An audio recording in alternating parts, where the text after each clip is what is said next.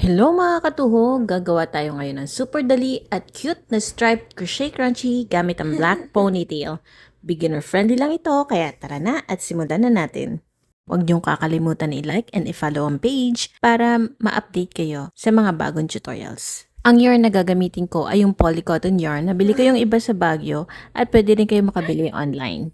Ito nga pala ay fingering weight yarn. Ang fingering weight yarn ay isang manipis at magaan na klase ng sinulid. Mas manipis kaysa sport or DK yarn. Ang gagamitin ko nga palang crochet hook ay 2.3mm or number 3 size. Gagamit din ako ng black ponytail, yung medyo makapal at yung naroroll yung gilid niya pareho. Sa pag-start ng project, gagawa muna tayo ng foundation chain, gagawa ng slip knot, at mag-chain 70. May ginagawa po akong technique para kapag natapos ko na yung 70 chains, hindi ko na kinakailangan padaanin sa dalawang daliri para masiguradong hindi sila mag-twist. So after chaining 10, tatanggalin ko po yung hook dun sa loop at i-insert ko siya dun sa first chain na ginawa. Ngayon, pagdating po sa first chain, itutusok ko ulit siya dun sa loop. Kaya dapat hindi sila nag-twist para after mag-work ng 70 chains, pwede na natin i-slip stitch agad. Makakatulong po itong technique na to, lalo na kung mag-work kayo ng malalaking loops or malalaking projects.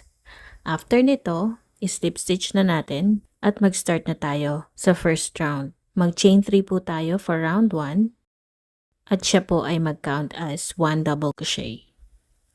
At pagkatapos, into the next stitch, mag-work naman po tayo na 1 double crochet. 1 double crochet into each chain.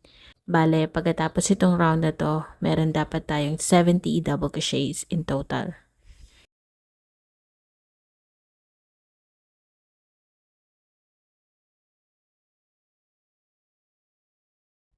Sa pag-end ng round, slip stitch lang natin dun sa chain 3 or yung first double crochet natin. Ngayon, ready na tayo for round 2. For round 2, uulitin lang natin yan.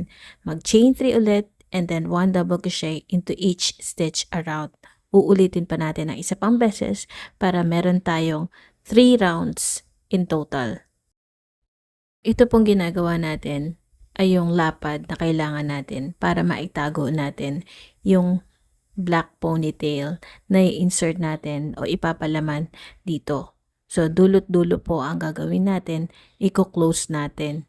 So, after natin i-crochet ang last round, yung round 3, bale, insert na natin yung black ponytail.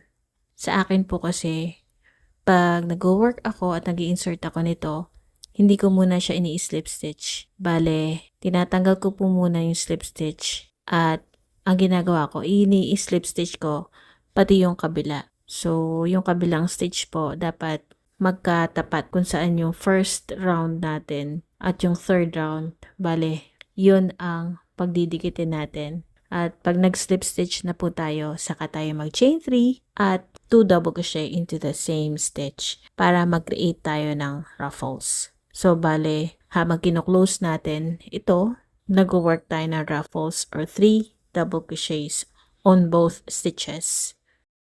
Sa una po, medyo mahirap, pero dapat po pantay ang first and last stitches para pag nag-work tayo ng ruffles, hindi siya tabingi. Reminder lang po na itong klase ng yarn na ginagamit ko ay medyo panipis. Nasa fingering weight yarn po siya. At single pull lang po ang ginagamit ko, hindi ko dinodoble.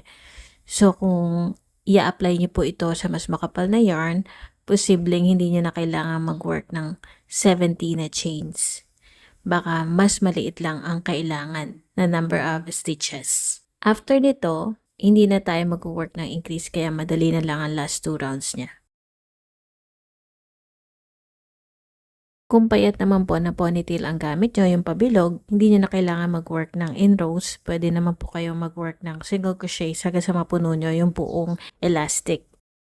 Dito po sa next clip ay makikita nyo ang itsura niya after matapos itong round 4. So, slip stitch po natin.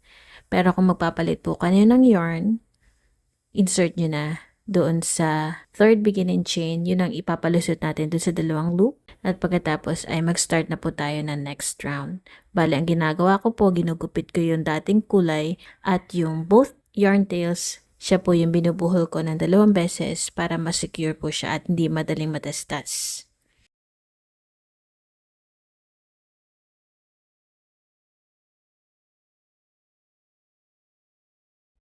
Sa pag-start ng round, mag-chain 3 muna po tayo na nag-count as 1 double crochet. Tapos 1 double crochet into each stitch around. So, ganyan lang po ang gagawin natin kung magpapalit tayo ng kulay or depende po sa gusto nyo, pwede nyo ring hindi palitan ng kulay. Alam mo ba na ang simpleng crochet scrunchie pwedeng maging negosyo? Mababang puhunan lang ang kailangan, yarn at garter, pwede ka na magsimula. Madali at mabilis gawin ang scrunchies, kaya mas marami kang output at mas mabilis ang balik ng puhunan. High demand pa dahil ginagamit ito ng mga kids, teens at adults, pang araw-araw man o pang regalo. Pwede mo rin itong i-customize sa iba't ibang kulay at designs, kaya mas nagiging special sa buyers. Perfect din pang online selling dahil magaan, madaling i-ship at aesthetic sa photos at videos. Habang nagko-crochet ka, nakaka-relax ka na, kumikita ka pa. Handmade with love. Maliit man ang produkto, malaki ang potential.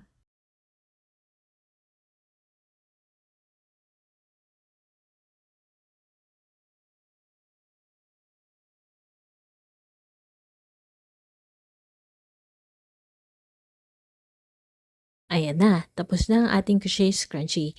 Simple lang pero super cute at useful. Perfect pang daily, pang regalo, or pang benta.